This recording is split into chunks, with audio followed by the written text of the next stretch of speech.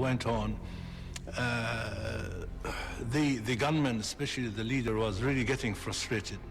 He was getting agitated because the authority outside was not responding to any of his demands.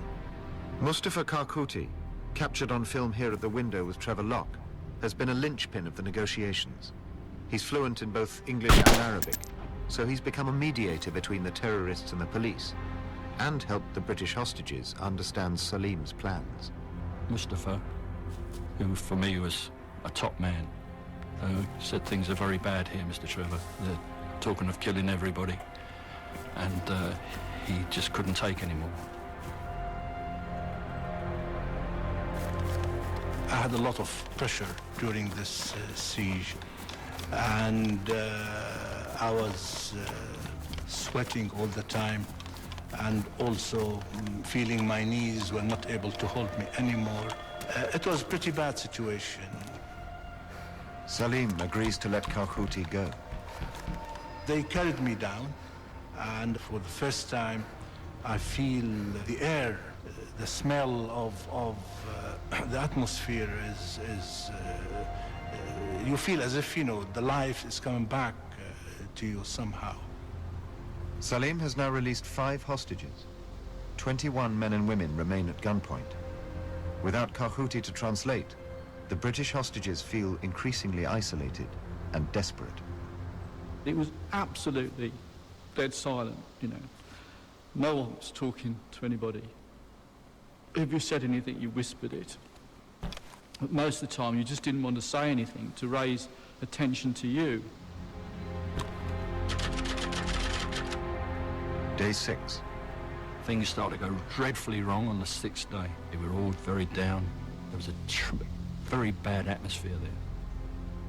Whether they thought they'd be out in a few days, I don't know.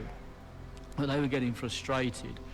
And I think there was a bit of a dissension in the ranks. We heard heated arguments between the terrorists. Tension between the terrorists and the more committed revolutionary Iranian hostages has been building.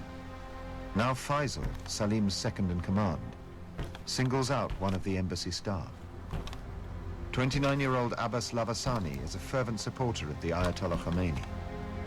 He's already declared himself ready for martyrdom. And Faisal walked in and he pointed at Lavasani and he said, "You want to die? Come on." God. As Lavasani is led away, Harris and Locke make a desperate call to the police negotiating team. And they said, you know, what's happening? I said, they're going to shoot this guy. They seem serious. And they said, oh, is there nothing? You please try and stop them. I said, I mean, I can't do anything. The tension was terrible. I then heard bang, bang, bang. There was a shot immediately followed by a groan, followed by 2 more shots. Although I hadn't seen it, I'd heard a classic execution. I really started thinking about my life insurance, yeah. Outside, the police hear gunshots. But they can't tell what's going on in the embassy. For 5 tense hours, the negotiators wait to discover if the terrorists have indeed killed a hostage, if their strategy has failed. Then, at 6:50 p.m., a body is pushed out of the embassy front door. Armed police give cover as 2 men dash forward with a stretcher. After 5 days of negotiations, the terrorists have at last carried out their threat to murder. Inside number 14, the SAS teams make last-minute checks. They're on standby to go. Faced with Salim's threat to kill another hostage in 30 minutes' time, Home Secretary William Whitelaw gives the order. At 7:07, the police commander, Deputy Assistant Commissioner John Dello, signs over control to the military. Max Vernon has done his utmost to arrive at a negotiated settlement. The fate of the hostages is now out of his hands. It's a bitter moment. I thought we'd failed. We'd failed to do the job to get the hostages unharmed and the terrorists into custody, which in fact is true. And that it was left to the SAS with their expertise to finish off something that we had failed to do. As the SAS begin to move into position, there's one last job for the negotiators to do. For the final time, Max Vernon picks up the phone. Our objective was to keep that telephone occupied. He has to distract Salim for as long as possible while the SAS close in.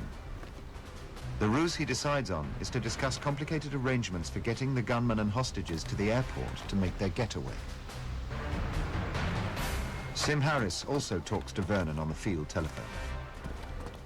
And they said something